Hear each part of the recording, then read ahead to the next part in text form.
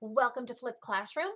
Today's lesson is going to review the article Twitter and White Supremacy, a Love Story, and looking at how the author develops her argument. So let's begin by looking at what is an argument.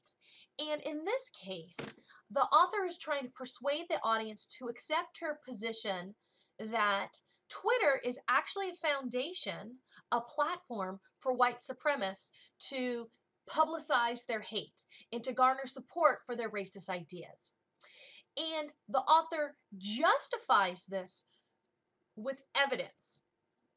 Look at her techniques for persuasion to try to convince you that even though there are two sides, some say Twitter is an innocent platform of social media, and others say, and as the author says, it is actually a form of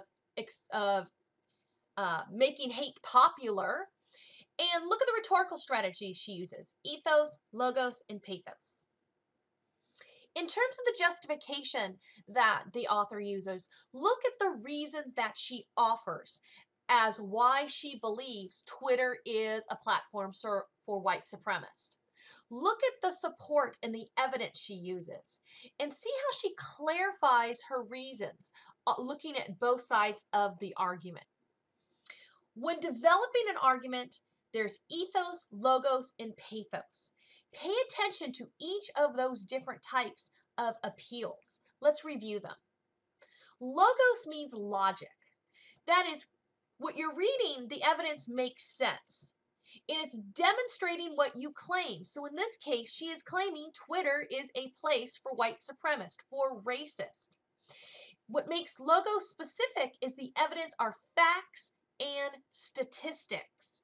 Let's quickly pop on over to the article and take a look at some of the examples of logos.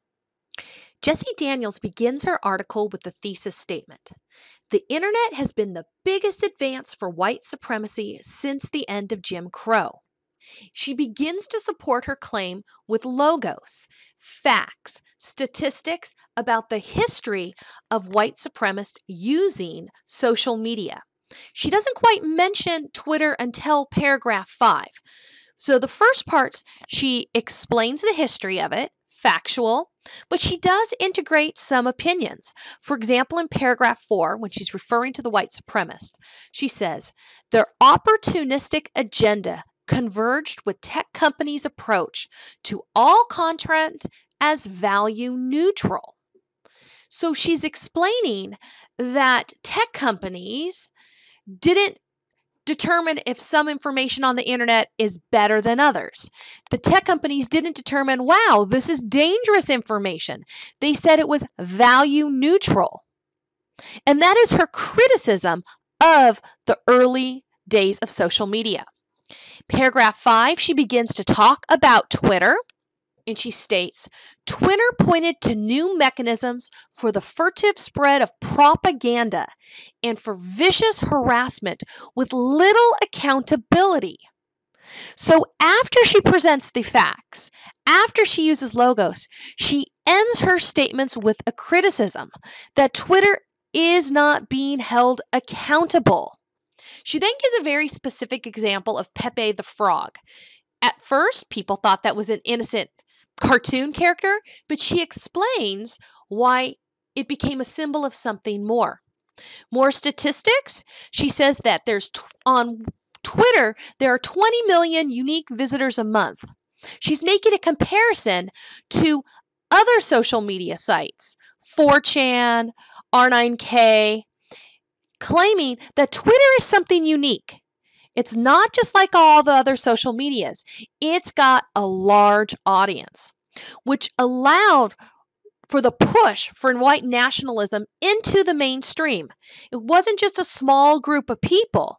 It is now out there for everybody. She then makes a comparison with facts about Reddit that became the go-to venue for those seeking the most violent and explicit racism online. But she points out which was used by young white males. And then she points out the fact that Twitter users, on the other hand, tend to be people of color.